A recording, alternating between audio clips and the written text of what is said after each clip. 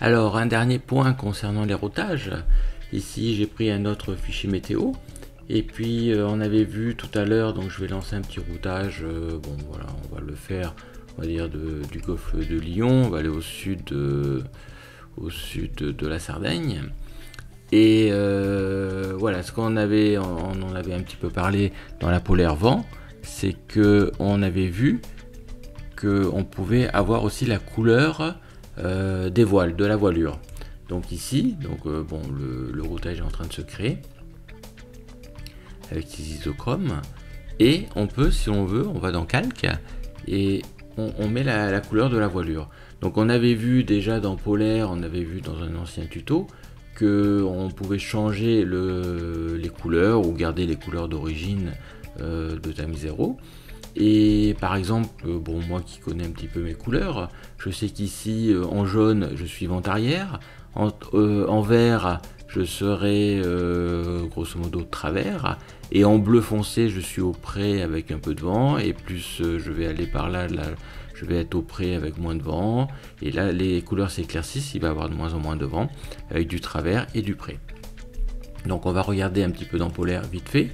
Voilà, ici, donc on peut retourner sur calque et voir un petit peu notre combinaison couleur ici. Donc on s'aperçoit qu'au près, effectivement, entre 50 et 80 degrés du vent et par petit temps, on a ce style de couleur. Après, au travers, on a ce style de couleur, et au vent portant, on a ce style de couleur. Et plus le vent forcit, plus les couleurs sont foncées. Donc, alors, je vais revenir sur calque ici. On voit qu'on peut avoir plusieurs combinaisons. On peut regarder un petit peu ça. Et on va revenir dans planification. Et donc ici, je vais enlever, pour qu'on y voie un peu plus clair, la météo. Voilà. Et donc, je vais pouvoir voir ici, au fil du temps, connaître la couleur et les voiles que je vais porter automatiquement. On le voit aussi ici dans notre tableau, dans détail de la route, où on va le voir alors en français maintenant, puisque vous vous rappelez, je vous avais expliqué comment changer les paramètres de la polaire voile, et on va le mettre en français. Et donc voilà, ici j'ai toute ma configuration, donc au près, travers, Solinde, de riz. Bon, on a vu qu'il y a du vent qui allait se lever, et puis après petit à petit ça redevient normal. Voilà, alors ici j'ai pas mis de limite de vent, puisque je crois que j'avais mis 35 nœuds. Non, c'est pas là.